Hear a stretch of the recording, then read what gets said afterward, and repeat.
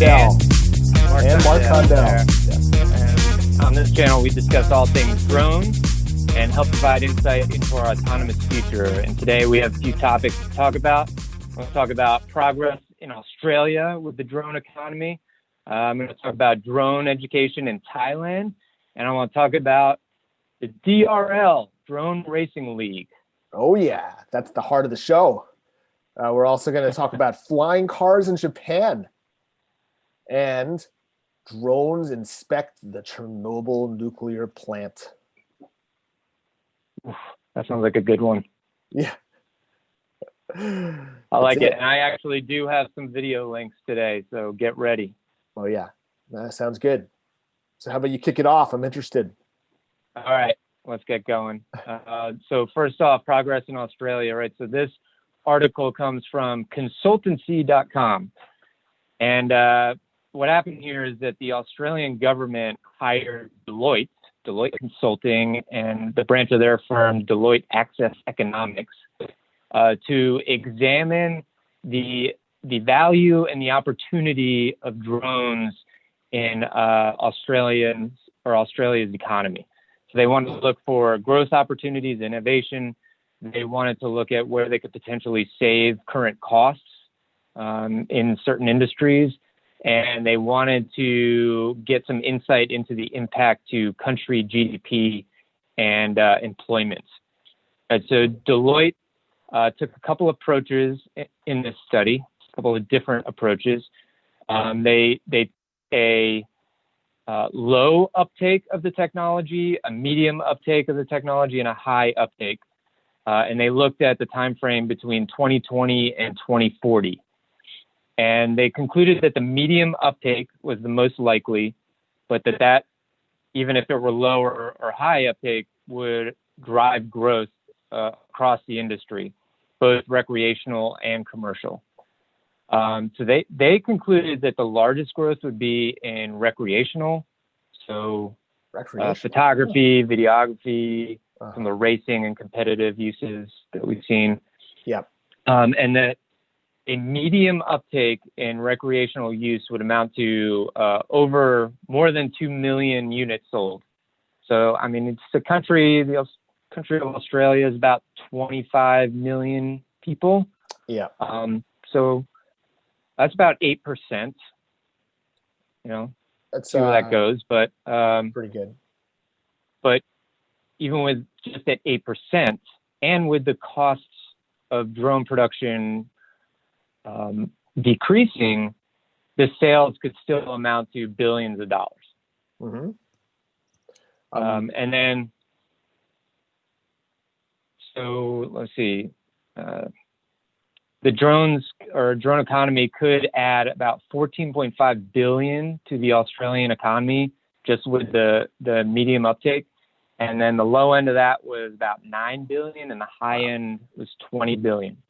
Yeah. For a country of 25 million.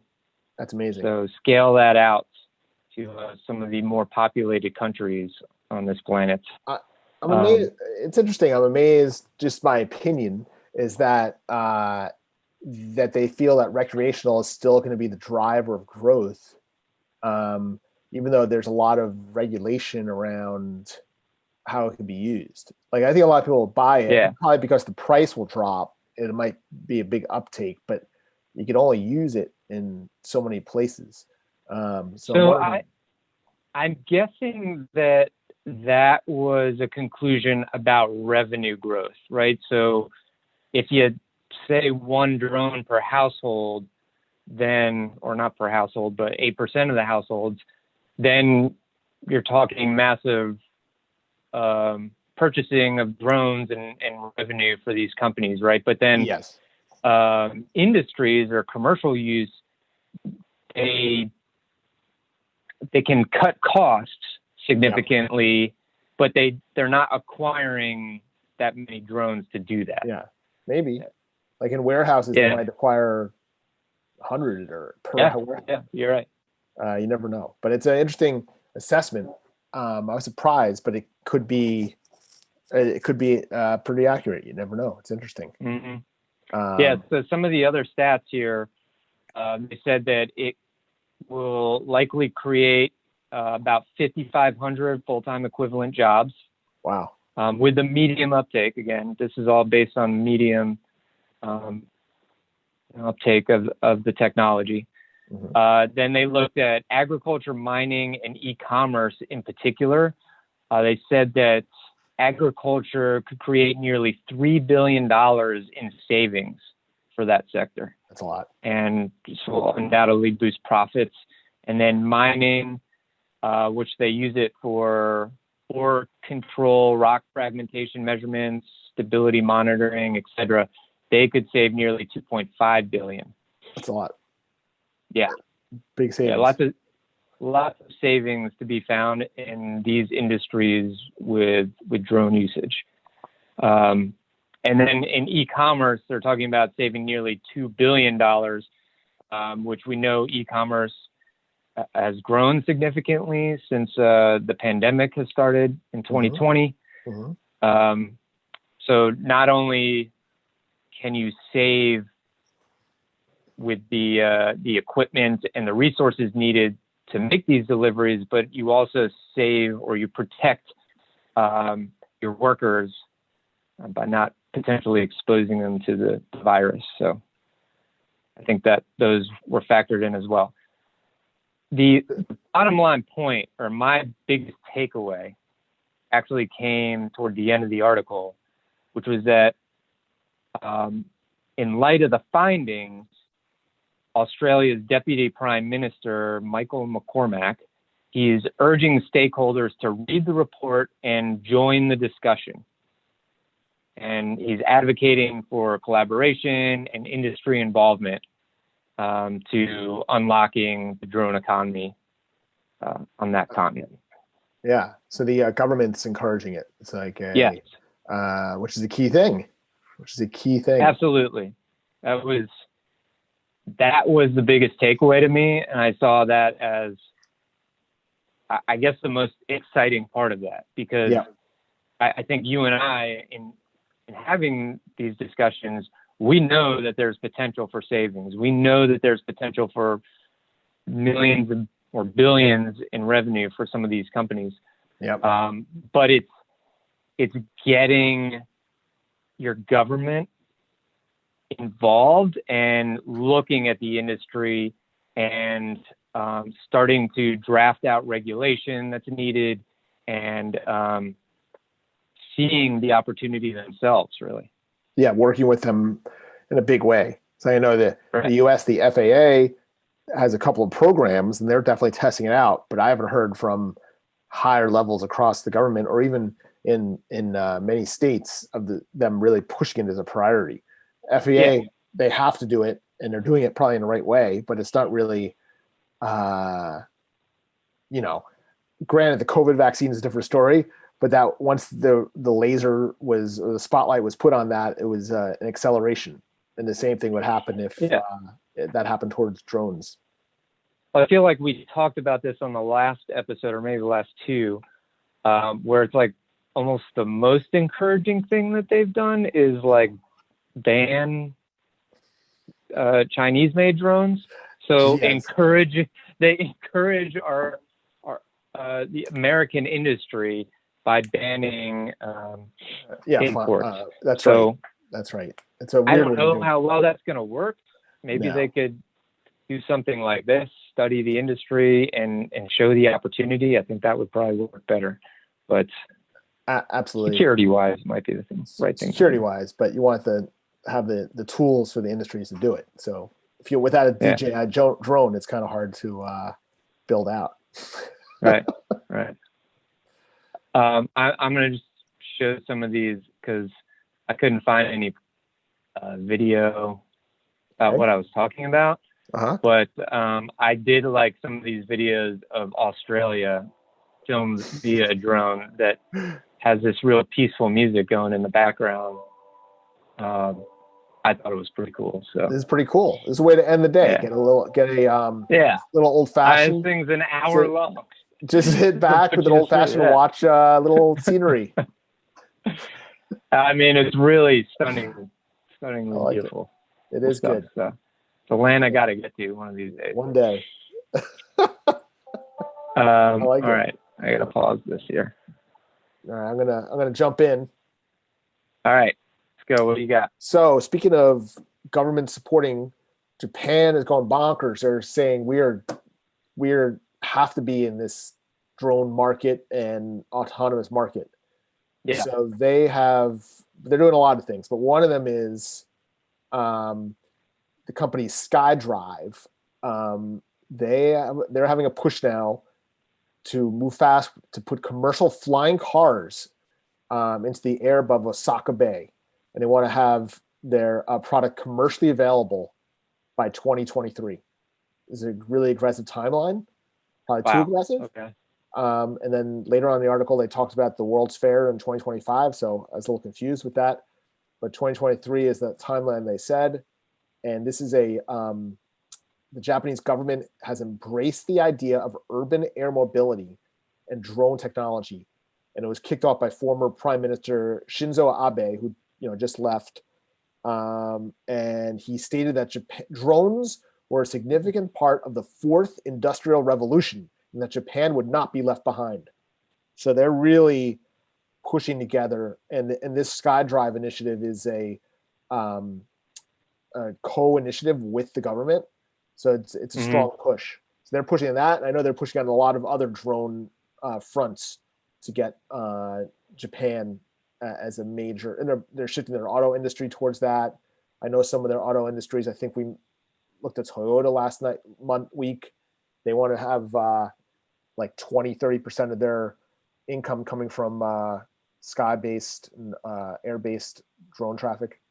So it's changing, and that Yeah. Well, we talked about last week also that again, I think it was last week, one of our last couple of previous episodes, but we talked about Japan banning Chinese-made drones as well. Correct. Right? From, so they're taking the same stand. That's right, but just from their government, just same as us. That's right. Yeah. Right. The agencies using them. But commercial, both countries can still use it. But yes, so they are taking the same stand as us because they want to develop their own industry. It's interesting. There's a lot of walls going up in terms of everyone's on edge with who's going to have the next technology. Yeah. I mean, I really see that playing out as all the major economic players doing the same thing. You're going to have European countries doing that as well because they don't want to take the security risks that come along with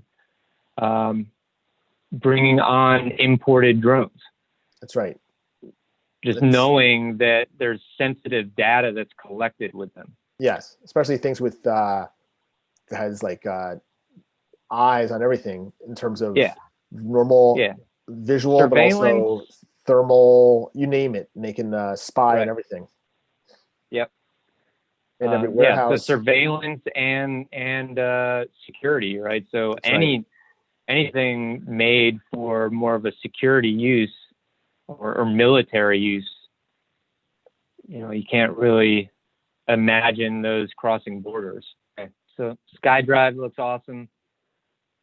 Yes. Japan getting very aggressive. Yeah. And it's going to be, I think they're on the right track personally. They made the PlayStation. So how wrong can they go? Yeah. Yeah. Good point. Sort of same part of the world is where my next story comes from. This is about the Digital Economy Promotion Agency, or DEPA, in Thailand. They are rolling out a strategy to have an artificial intelligence university project and a drone academy in 2021. And they're going to utilize that to educate students there about digital transformation of companies and industries. They're going to review manpower skill enhancement and then startup incubation. That's what they're going to use this for. It's going to drive digital skills and support the digital economy. So it's kind of twofold.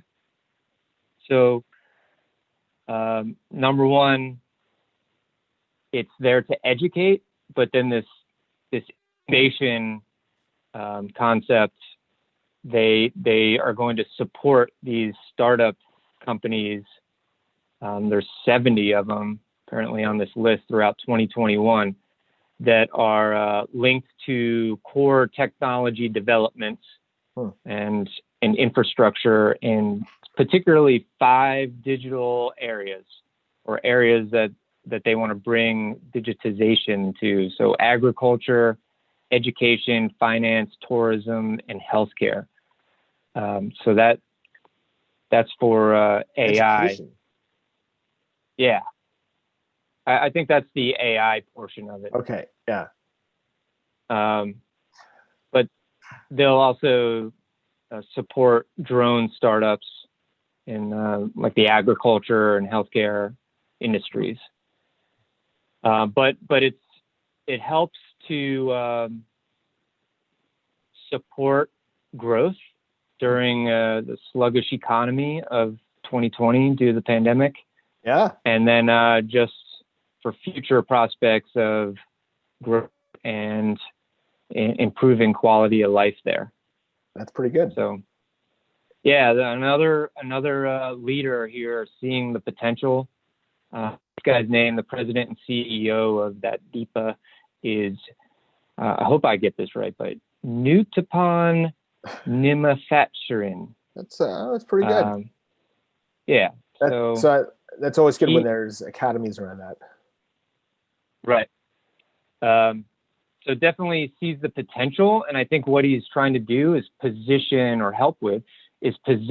Thailand to be a leader in the field, so that when the industry develops and matures, other countries will be coming to Thailand for some of their expertise. Yeah, it's excellent. It's excellent. Yeah, and then also this is another intriguing aspect of this article. This article came from Bangkok Post, by the way. Nutapon plans to set a national standard in 2021 for safety, functionality, and security of digital products.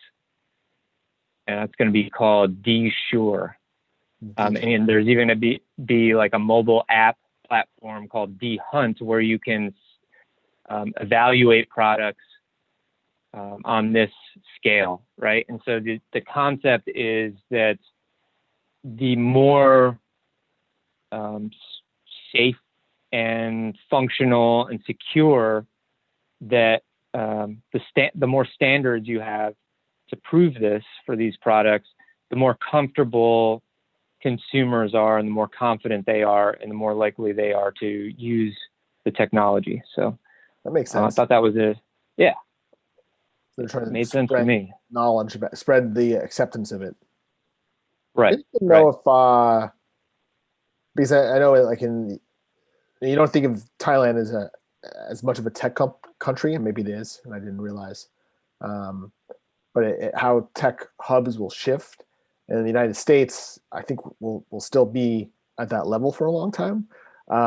Right now, we're always focused on STEM, which seems like it's primarily focused on coding, maybe some engineering, but how do they incorporate new technologies, or like autonomous and drones into education in general? Like, or is that really something you could prepare for? They give the basics of technology.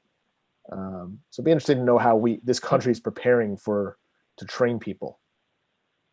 Yeah. I thought that was what I thought was interesting about that, is that it's like a real formal approach to an education plan for preparing students for the drone economy, for an autonomous economy and digitization. I mean, I'm not saying that that's not happening here, but this struck me as a very formal announcement of that. That's right. Where I don't feel like I hear that here. Yeah, the flag is. I mean, they're STEM, but yeah, there's not a real direction for it. Right. Hopefully that changes. Yeah. So good news. It'll be interesting to see as you hear about more of those programs when they pop up and how they can be applied here. Yeah. I have a topic that's very different than that, but it's shows how drones can be used in a way that is safer for everyone involved, and how you and I could talk about how it could be even better going forward. So I read that and saw that Flyability has tested their Helios 2 after being invited to go into the Chernobyl nuclear power plant in reactor 5. And no one has been in there for 35 years. Chernobyl, of course, was the nuclear power plant that melted down, the worst nuclear disaster ever, 30 some odd years ago. And it was a 5th reactor that was under construction, but no one knows. There's no records if the pools had nuclear material or waste inside of it. No one knew. So they asked the Flyability to bring in their drone to go inside and actually check with its thermal energy sensing cameras, its gas sensing cameras, and also just all the sensitivity it has to figure out what's in there. They had to have a pilot nearby because it's not autonomous, and I think most of the laws around the world require you to have a pilot for line of sight in a sense. So that could be better down the line for autonomous drones to check plants. But they found that it is safe. There was no nuclear waste or material in there. So that was a successful and big task they undertook. Something they were never able to do until these drones were around, which is amazing. And now, but they had to have a pilot suited up and going over there, which is kind of weird.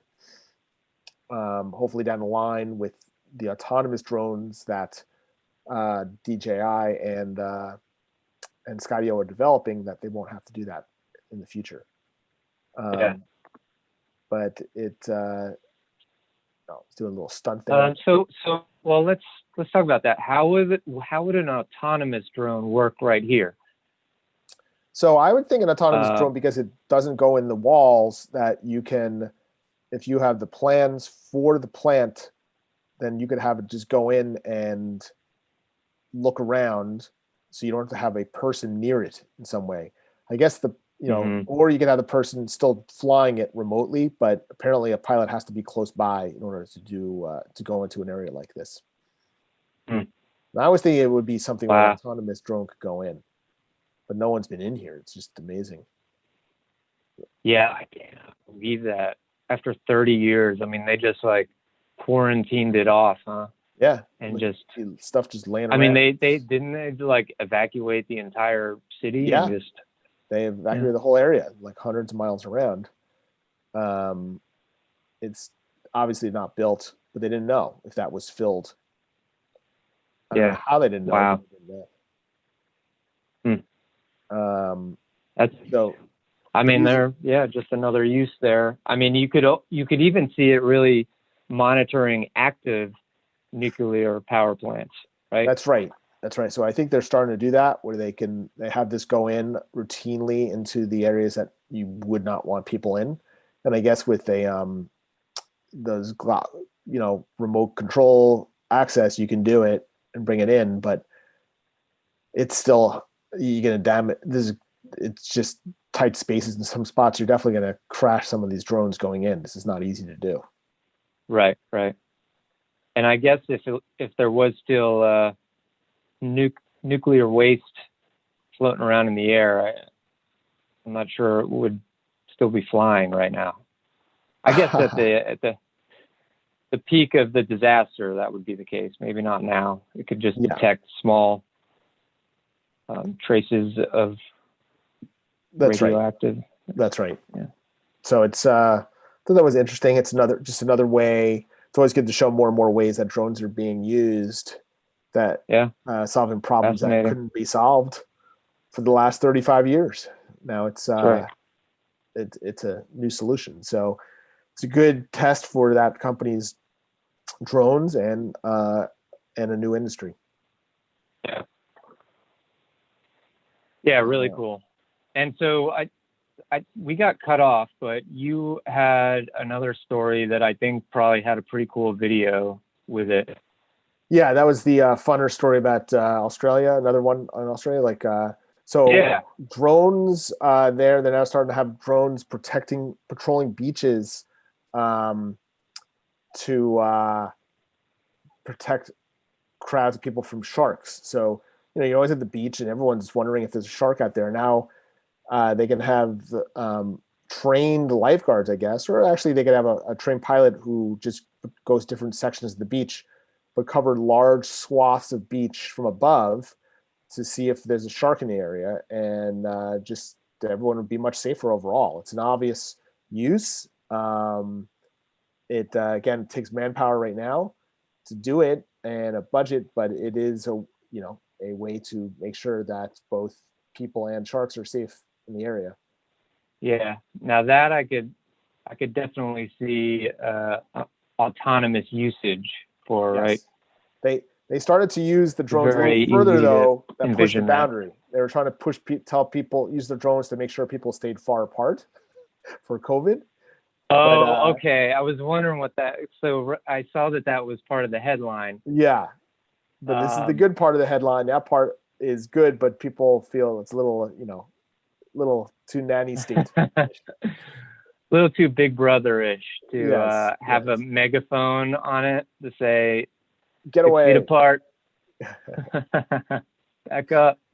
back up. Yeah, but, this is cool. So does it use any sort of detection technology, or just the camera and the guy watching the feed? Okay. I'm not sure if it does it somehow. I'm not sure how it Ultimately, you could goes. see it I evolving think it's to a that manual. either way. You could see it that way, but I think it's kind of grassroots right now, so it's not really to that level. I think it's just a visual. The pilot who's flying the drone sees the shark out there. Yeah. And when you had Wow. the video, it was more, you could see that it was just someone who developed it on his own. It's like he's using a standard drone just to do it. It's a service more than a new technology. Yeah. So interesting stuff. Very cool. They've got some entrepreneurs out there. That's right. Ready to start up their drone industry. And I could see that could be becoming the standard in areas during shark season in many coastlines around the country, absolutely, man. The world. So I know here in New Jersey, I'd feel a little more safer. Yeah, I mean, what do they do now? They fly a helicopter over? They don't do anything now. They have the lifeguard sitting there. That's it. So now you have a regular lifeguard and a drone lifeguard. And a drone, yes. And maybe even have like a larger drone lifeguard that moves a large haul drone around to pull people out of the water if they need to be. Well, they do have some drones now that are equipped with life vests and life what are they called? The preservers, yeah. Where they can have a dedicated lifeguard fly the drone out and drops the preserver right by a person much faster than the lifeguard can get out there. The guard still swims out to save the person, but they have that additional life-saving component. So it's pretty cool. They're doing a lot. I love it. Fascinating. So let's hear the fun stuff. Right. We got the drone racing. Yeah, so let's talk about that. So let me give you a little background here. So today's Monday. Sunday, Aiden and I are hanging out, watching some TV. We're looking for football, and I'm making a sandwich or something, and I hear him say, "Hey, Dad, there's drone racing on." I'm like, what? Can't be drone racing on. We don't have 100-channel cable, right? Cut the cord a long time ago. We have some satellite-fed main networks. So I knew this must be on one of the main networks. And sure enough, I come in and see that on NBC, they are showing DRL, which is Drone Racing League. Wow. And apparently, as I did some more research, so of course I had to watch it. I told them we couldn't watch anything else, so we watched it for about the half an hour that it was on. Still, so apparently this was Drone Racing League's first live event. Wow! And it was put on by NBC. But live. I do believe they put on live. I do believe they put on like an 8-part series, a race series before, back in early summer. I think I read something about that, but yeah, so Drone Racing League is really its own company. It was founded by Nicholas, here's another difficult last name to pronounce, but I'm going to give it a shot. Horbashewicz Whiskey in 2015. It's a privately held company located in New York City. Really? So they host professional drone racing for elite first-person view pilots. So they merge the digital with the real. Drone Racing League combines innovative drone technology, custom content, and visually thrilling racing across live sporting and esports events, which are watched by millions on premier international networks, including NBC, NBC, SN, Twitter, and Facebook. And another really interesting element of this is that in October, they announced Chris Bosch, who is a NBA champion, like 2-time NBA champion, to be DRL Academy Dean and to spearhead STEM education and learning.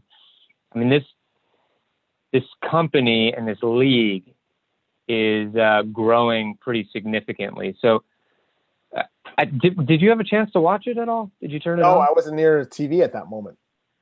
So okay. I couldn't watch it. So what this looked like, so this was like a combination of esports and drone racing. Yeah.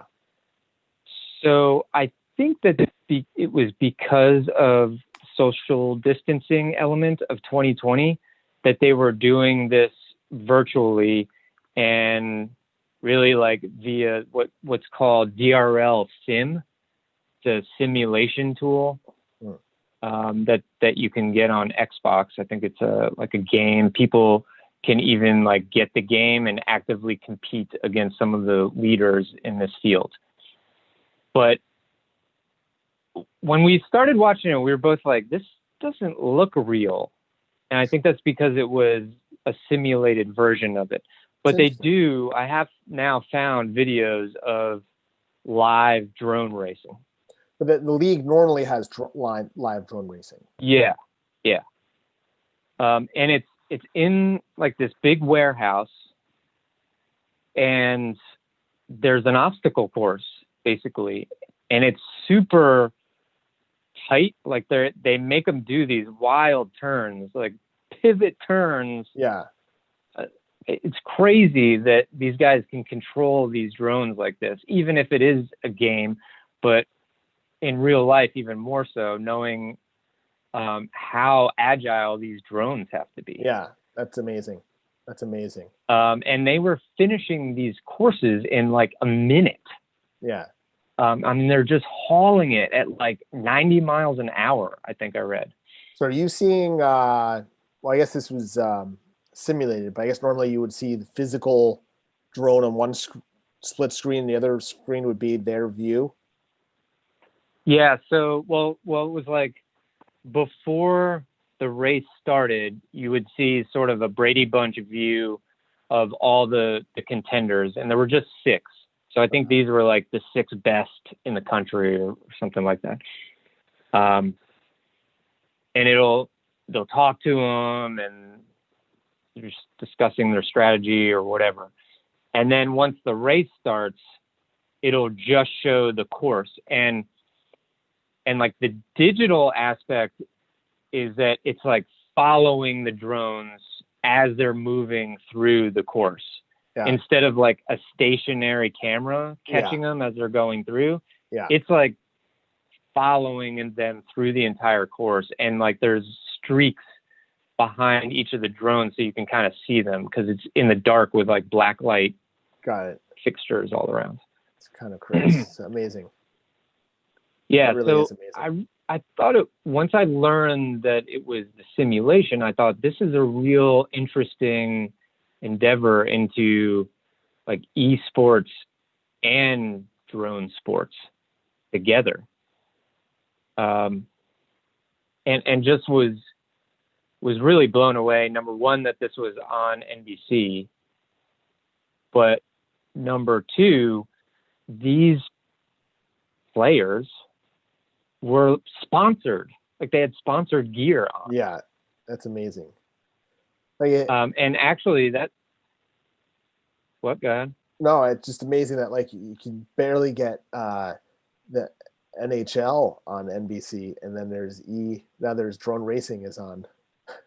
Well, so actually that's something I read about in researching this, is that this is a sport that's been able to excel in 2020, while the 5 other major sports in America, at least, have really been held back due to the virus. And this sport has been able to grow, and they've been able to identify the areas that they want to evolve from and the areas that they want to double down on because they've seen them as very successful and they've had really positive feedback about it. Yeah. And so they've been able to grow their business during this. Amazing. Yeah. And so just you read about what the CEO and some of the DRL employees are saying. And it's really like, we really want to, I think there's a real market for this. The younger generation really wants to evolve out of those 5 main stick and ball sports into technology and other areas of competition. Yeah, and it's kind of like it sounds like it's physical world, but it's like a video game, and it's a fast-moving sport. It's really interesting. It kind of like combines a lot of the areas that are really of interest right now. Yeah, absolutely. So like NASCAR racing, like the appeal of that. It is like NASCAR or motorcycle racing. Yeah. Totally. And then you could definitely see some sort of like, what's the TV show where the robots try to like smash each other and stuff? Robot Wars? Yeah, something like that. You could totally see a Drone Wars TV show. Yep. Yes. And this is a faster moving one than that was like sort of clunkier. Yeah.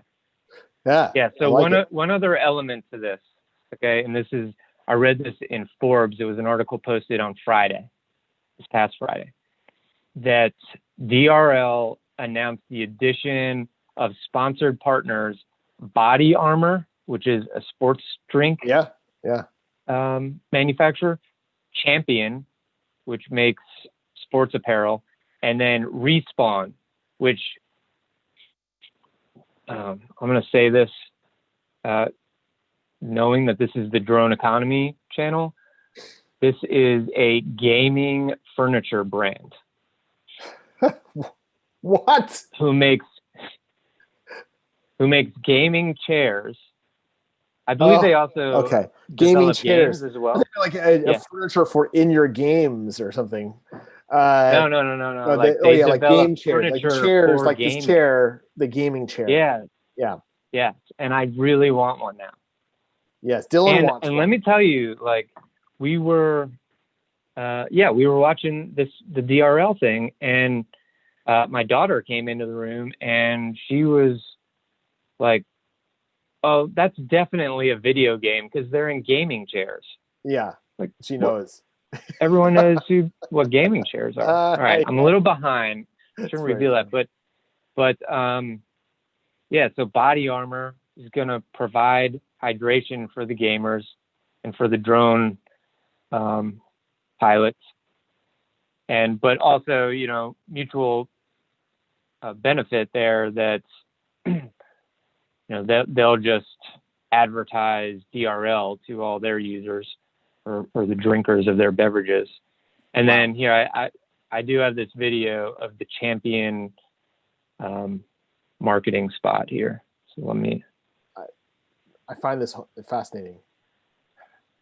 I'm telling you, I was just completely blown away. First of all, seeing it on TV, but even more so once I started to read about it and just saw that there's a Forbes article talking about all of the sponsors. Sponsors. There we go. You see that? Yeah. Okay, here we go. So this ad was on during the show. It's just a quick clip.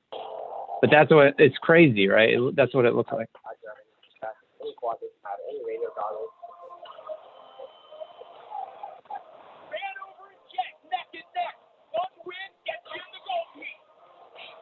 Yeah, it's sponsored. It's amazing. Yeah. I don't know how much, like, I don't know if your clothing is, like, it's champion as if sportswear gear, but you're just standing there. You might break a sweat in that champion shirt, but it's interesting. Yeah. Well, don't show him moving. Here's some He's like just standing in the clothes. But I mean, there's already coverage up about this Sunday's all over the place. That's amazing. Yeah. And it's just amazing what these guys can do with these drones and how fast they're moving and how agile they are. Yeah.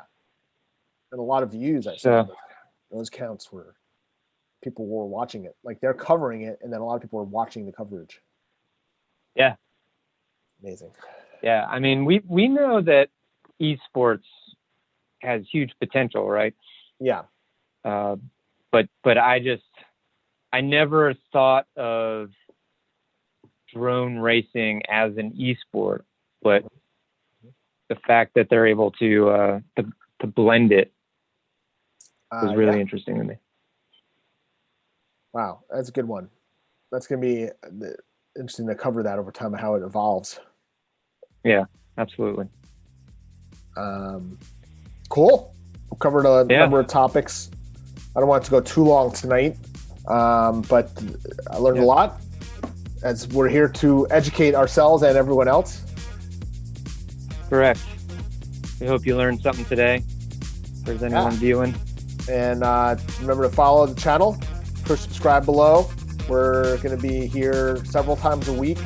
Going forward, we're going to have separate dedicated shows, just focusing on one company or one part of the industry that's growing or concept. In addition to these discussions that we have, learning the latest news and how it will impact our economy. Yep. We will have that'll be it. And we will see you soon. All right. We'll catch you next time. Thanks.